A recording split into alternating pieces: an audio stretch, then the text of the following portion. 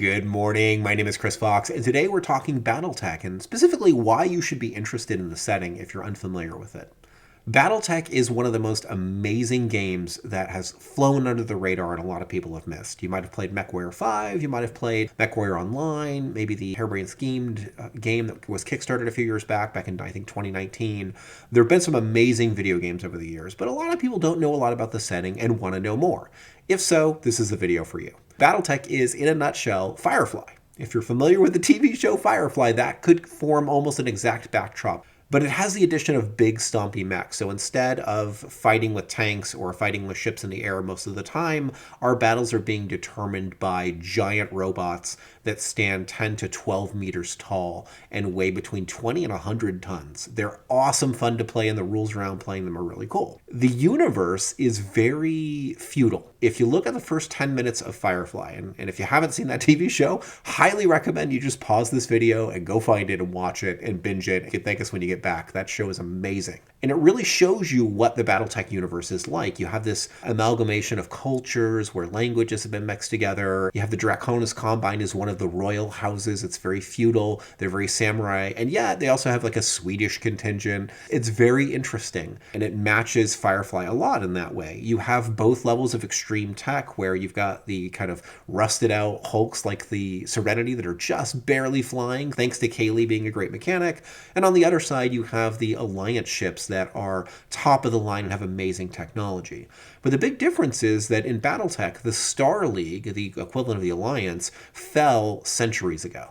So we had a civil war, the Star League tore itself apart, and what was left was 5 noble houses, very Game of Thrones-like, each controlling a bunch of worlds and a bunch of battle mech legions, and all wanting to be the next Star-Lord. So what they did is they launched the Successor Wars, and in the first and second Successor Wars, their obvious targets were all the mech production facilities and abilities of people to make war. Since traveling was important too, they also started targeting jump ships, which is how people navigate between the stars.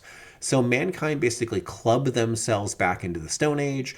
A lot of worlds are cut off entirely. Most don't have anything that would resemble an internet. They have forgotten many of the old technologies that they used to have, from medical to military. A lot of stuff has just progressed backwards. Advanced worlds are sort of in the 1980s in the sense that they do have magnetic storage and they've got basic computers, but it's nothing like what we have today. That stuff did exist though. So if you can find yourself a cache of Star League lost tech, you might still find some brand new spiffy technology. The Star League had caches on many different worlds, and most MechWarriors are trying to find those. What I love about this setting is you're usually a MechWarrior who has an ancestral battle mech. It's not, I'm in the military and I have a tank and it belongs to the military. It's, this is my 55-ton Griffin and it belonged to my father and his grandmother. You could trace a line back for centuries back to the Star League itself. Maybe your Griffin was an amazing monster of war, but over time, things have broken down and you can't really replace them. So let's say you had a Gauss rifle, but eventually you ran out of ammunition during your grandfather's day, and so it became useless because you just can't get it anymore. There's no Star League. The companies that made them before have all gone out of business or been destroyed entirely. This is effectively useless, and you remove it from your mech and you throw on some janky medium laser. You may also have, like, let's say, a leg actuator in your mech that has been broken down and you just can't get a replacement. So you always walk with a slight limp, and that's one of the things that distinguishes your Griffin. It's not as clean and sanitized as most settings, and I love that about it. There are different eras. The first era is called the Succession Wars. That's very much so the post-apocalyptic setting. And then if you fast forward from 3025 to 3050, we get what's called the clan invasion, and I'll probably talk a lot about that in future videos. But this is where technology starts to come back. So if you want to play more advanced mechs, there are different eras of Battletech that allow you to do that. It's not what attracted me to it originally when I started playing. I played it as the books were coming out in the 1980s and 90s.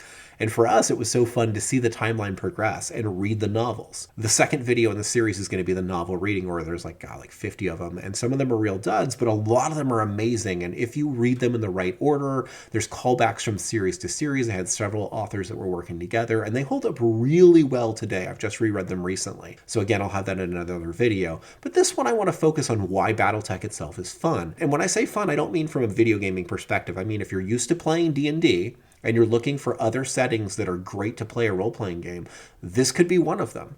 And many people pass it by because it's science fiction, and that's inherently less of interest I found to gamers than fantasy, but this one is amazing. I love being able to be like a Ronin, where you're like, I'm a knight leading our little mercenary group, and we've got 4 mechs, one lance worth of mechs, and we go from battle to battle and serve various lords. You can tell all sorts of stories in this universe because, again, it's effectively Firefly, so anything you saw in Firefly with a down on their luck captain trying to keep their freighter running, in this it's the same thing, but you're trying to keep your mercenary company running usually. You could also be a noble, so if you want to be a noble in one of the houses, there are princes and there are dukes, you could be a noble and actually be in control of some of the parts of the war and play through some of the major historical scenarios.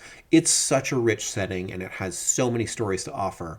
The mechs are amazing, and the actual gameplay itself is incredible. There are a few different ways you can play the tabletop game. There's a role-playing game that's very similar to D&D, and I'll get into the details about that in a future video. I play the old school MechWarrior 2nd Edition because I find this one is easier to approach, especially for new players. If you look at the equivalent edition today, you don't start getting to character creation until like 50 plus pages into the book. You know, this one you're making a character on page like 4. So it's a much easier setting for people to get their heads around than I found the modern content.